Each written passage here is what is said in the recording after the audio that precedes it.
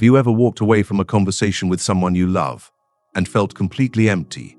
Not angry, not sad, just drained, as if their very presence quietly siphoned something vital out of you. You check your phone, hoping they didn't message. You make excuses not to meet. And in the quiet moments, a painful truth whispers in your ear. The people closest to you are the ones costing you your peace. Time, maybe it's family, a friend you've known for years, a partner. But something has shifted. Their words cut deeper now. Their presence feels heavier, and you find yourself shrinking. Your voice, your dreams, your joy, just to keep the peace. Here is the truth we must finally say out loud.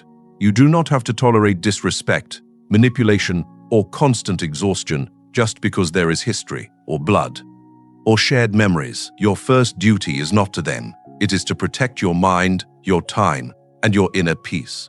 Even if that means walking away from those who feel entitled to hurt you. Today, we're not talking out of anger. We're talking out of clarity and self-respect. We're going to look at the 8 undeniable signs that it's time to create distance. If you see yourself here, listen. This isn't about blaming them. It's about saving yourself. Sign 1. The slow dimming of your light. Let's start with the quietest poison, belittling. It doesn't shout. It doesn't bruise. It whispers. It's in the joke that stings just a little too long, the helpful advice that implies you're naive, the sarcastic comment about your dream that makes your excitement feel foolish. You share a win, and they respond with a story about someone who did it better. You voice a fear, and they tell you you're overreacting. They call it keeping you grounded, but the ground they keep you on is always beneath their feet. You start editing yourself. You stop sharing your hopes. You swallow your pride. Slowly, you begin to live a smaller life, just to avoid being made to feel small. Here's the hard truth. A person who loves you does not need to shrink you to feel tall. Your growth does not threaten their worth. The Stoics knew this. They said that insults say more about the speaker's insecurity than they do about you. When someone consistently makes you doubt your worth, it's not a relationship. It's a slow demolition. And the most respectful thing you can do is walk off the construction site. Sign 2. The endless blame game. Now, meet the person who is never, ever at fault. Every conflict is your misunderstanding. Every hurt is your sensitivity. Every mistake, bad luck, a bad day, or your bad reaction. Their story is always perfect, and you are always the problem. You bring up something they did, and suddenly you're attacking them. You ask for accountability, and you're holding on to the past.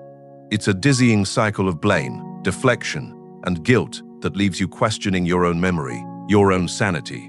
You end up apologizing for being hurt. You carry the weight of problems you didn't create. It is exhausting. This is more than immaturity.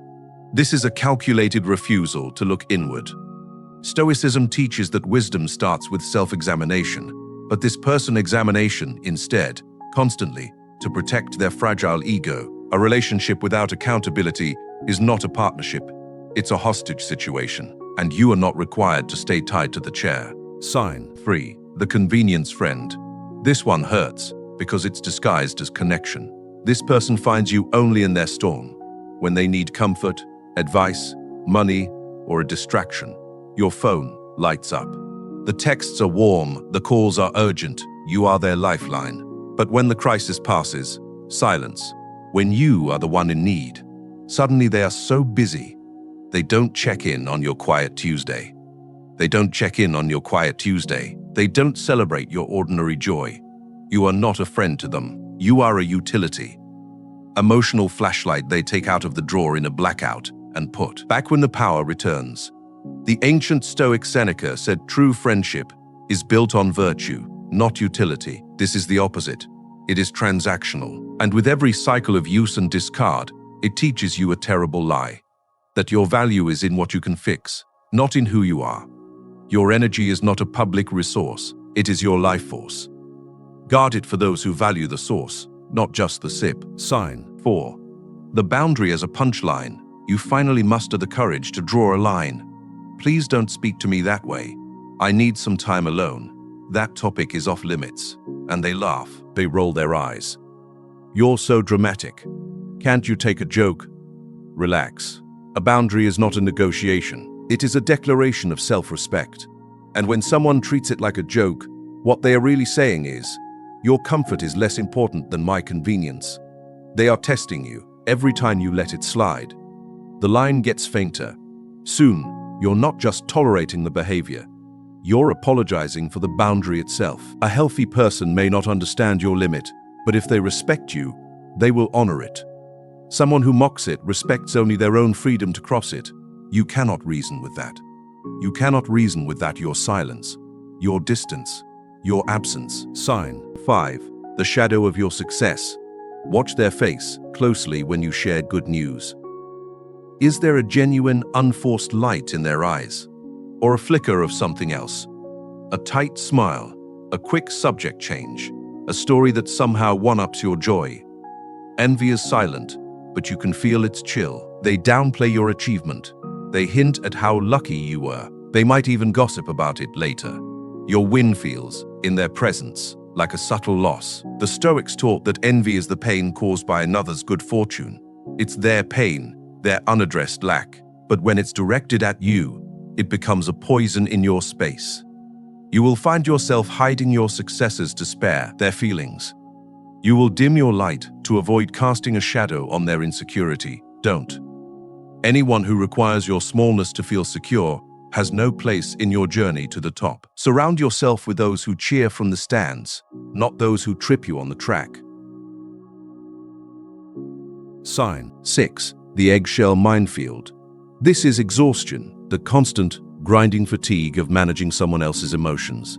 You rehearse conversations before you have them. You filter your thoughts. You monitor their mood the moment they walk in, adjusting your tone, your topics, your truth to avoid setting off an invisible bomb. You are not in a relationship. You are in a field of eggshells, and you are their full-time sweeper. This is not love, it is fear, and it is a prison.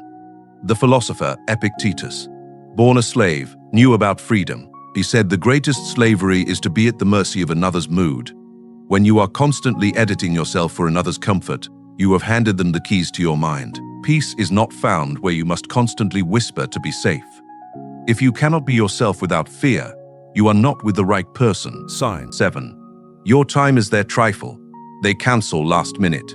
They show up late. They call in the middle of your workday for a chat. They treat your schedule as a suggestion and your priorities as optional. This is a profound disrespect.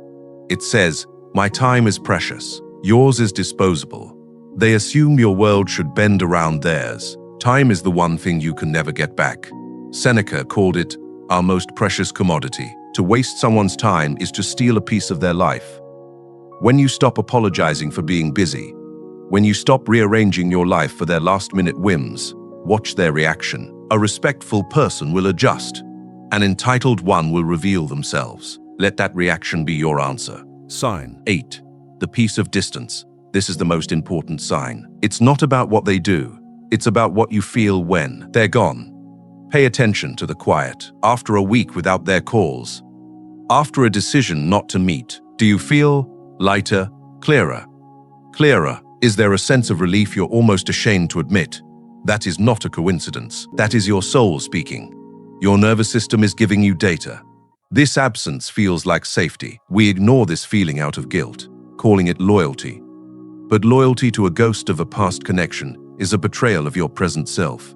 If distance brings you peace, that relationship was a war you were funding on your own soil. The closing, your choice. These